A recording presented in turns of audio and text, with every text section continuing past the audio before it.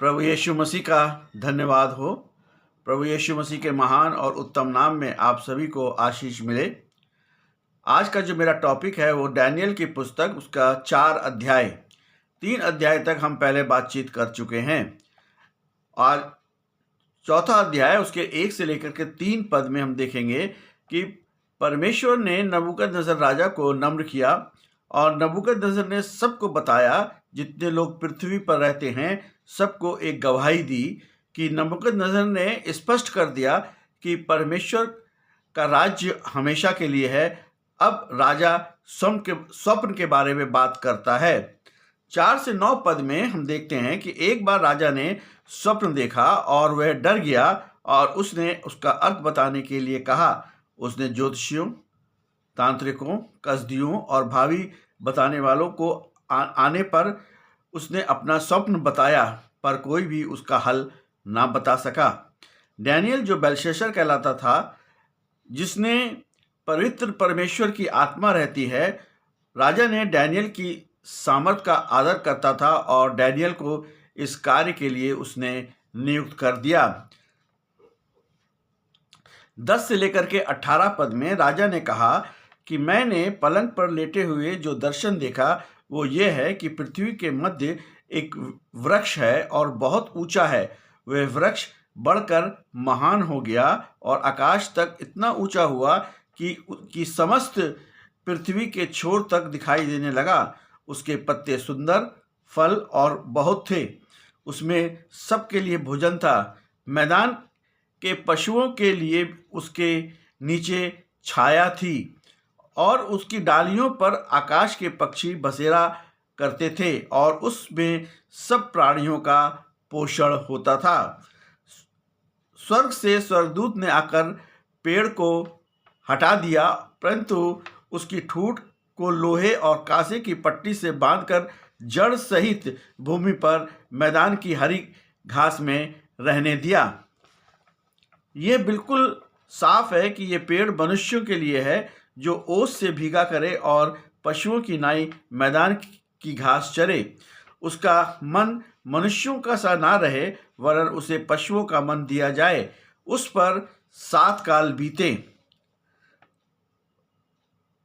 ये जो है 7 काल जो है वो रेफर टू गॉड हेड, यानी कि परमेश्वर की को जो है ये कि सामर्थ को दर्शाता है। और इस यहाँ पे एक प्लूरल शब्द इसलिए इस्तेमाल किया गया कि स्वर्गदूतों ने स्वयं निर्णय लिया ताकि इस मनुष्य को नम्र किया जा सके। डैनियल भी कुछ क्षण के लिए घबरा गया।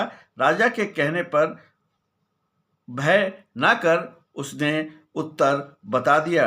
डैनियल ने कहा कि वृक्ष आपके बारे में बताता है और सारी पृथ्वी में आपका राज्य है। वृक्ष इस बात को बताता है कि आपका राज्य इस पृथ्वी पर है और हमेशा रहेगा।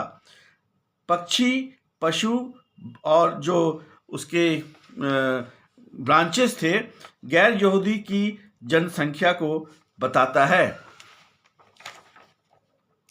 पशु जो है भोजन को रिप्रेजेंट करता है और जो उसमें शेड था, यानी कि छाया कहता है, इस बात का प्रतिनिधित्व करता है ताकि लोगों को सुरक्षा मिल सके और शांति बनी रहे। वर्ष 26 में हम देखते हैं कि ठूंठ बना रहे। इसका मतलब यह है कि परमेश्वर फिर से राजा को राज्य देगा और परमेश्वर ने ये समय गैर यहूदियों को दिया ताकि उनके लिए अवसर होगा कि वो इस समय परमेश्वर को जान सकें। आयरन एंड ब्रास, ये जजमेंट इन ए फर्नेस। आयरन जो है वो रूलिंग पावर है, राजा को पावर से बाहर कर दिया जाएगा। और उसके बाद हम देखते हैं कि परमेश्वर की योजना राजा की वो मनुष्यों के से दूर किया जाए। ये परमेश्वर की योजना थी कि राजा जो है मनुष्यों से जो है वो दूर किया जाए।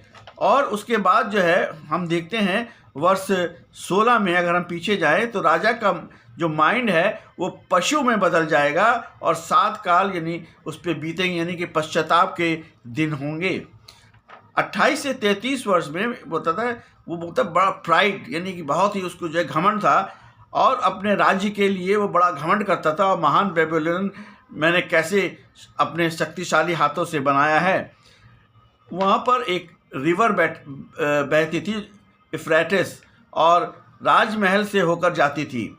हैंगिंग गार्डन थे जो कि बेबीलोन के 7 वंडर्स में मौजूद है, और स्टैच्यू ऑफ जो है बुल और ड्रैगन्स और मर्दोक का मंदिर, ये सब वहाँ पर थे।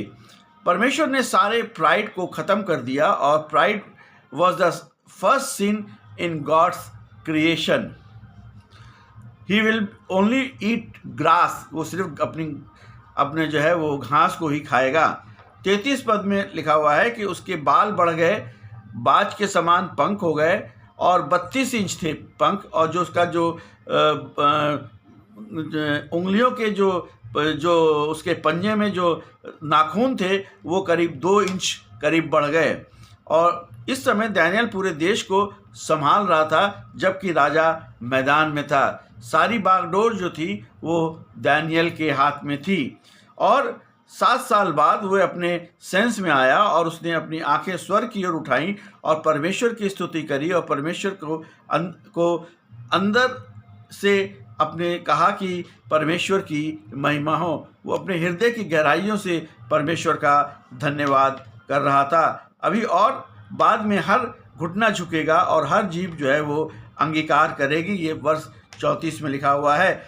और 35 में लिखा हुआ है कि गॉड कंट्रोल एवरीथिंग, परमेश्वर हर चीज़ जो है को कंट्रोल करता है, और परमेश्वर जो है हमारी केयर करता है। राजा को पुनः स्थापित किया गया, वो उसके लिए बहुत ही अच्छा हुआ, और वो एक अच्छा फॉलोवर जो है परमेश्वर का बन गया। उसका हृदय बदल गया, उसके सब काम सच्चे हैं, उसके मार्ग न्यायोचित हैं, और अभिमानियों को दीन करने में सामर्थ्य है। सो परमेश्वर ने जो है इस नबूकदनेस्सर राजा को जो स्वप्न दिया, इसका सिर्फ बताने का एक ही व्यक्ति था जो कि दानियेल था, और कोई भी उसके स्वप्न को बता नहीं सकता था, क्योंकि परमेश्वर ने ऐसे ही जो है योजना थी कि कोई भी उसके इस स्वप्न के बारे में ना बता सके। और सिर्फ एक ही व्यक्ति जो कि दानियेल है, उसने उसके बारे में बताया, और राजा ने उसका आदर और सम्मान किया। इसी प्रकार यह दानियेल चैप्टर 4 जो है यहाँ पर समाप्त हो गया। परमेश्वर आप सभी को बड़ी आशीष दे।